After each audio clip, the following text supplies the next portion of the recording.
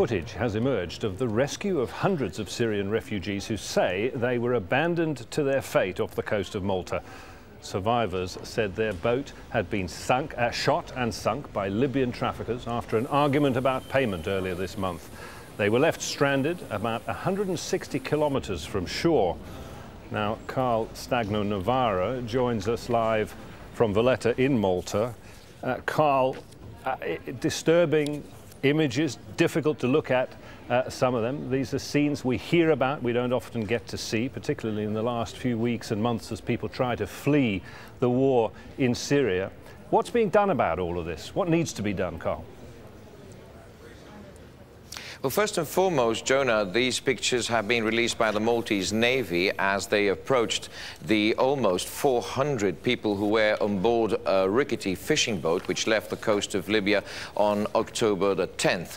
The images refer to October 11th, which is just about a week ago, where the Maltese Navy had to effect a dramatic rescue, finding so many people at sea, many of whom couldn't swim.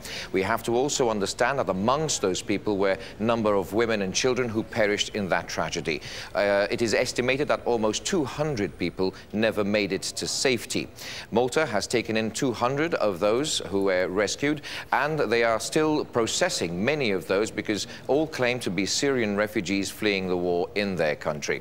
Now, the images over here, which we are seeing and have been released by the Maltese Navy, are an eye-opener for what's to come throughout this week in Brussels as all European Union heads of government gather together and will discuss a proposal which has been put forward by the Maltese government late last night and have included migration on the Prime Minister's agenda.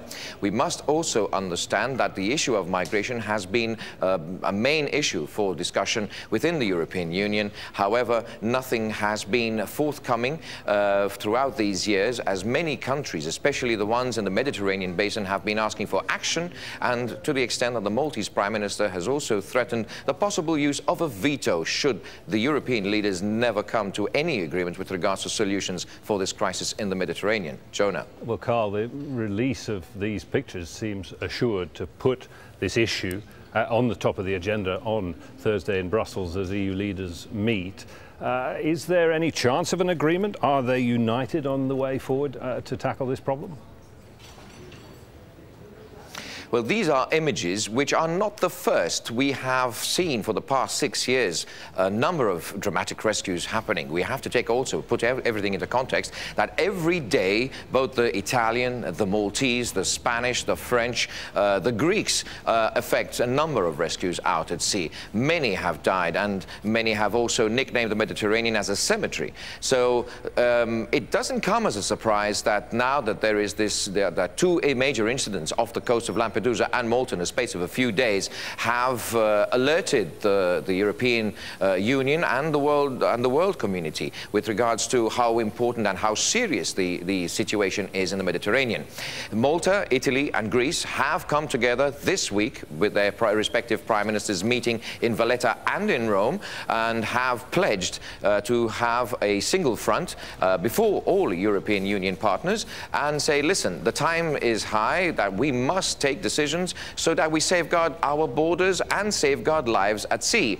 There is intelligence which suggests that there are millions of sub-Saharan Africans and also a surge in Syrian refugees who have managed to reach the Libyan coasts and pay an average of 1,500 euros each, so that they would be able to take the risky voyage towards Europe, obviously reaching the southern borders being Malta or the island of Lampedusa, which belongs to Italy.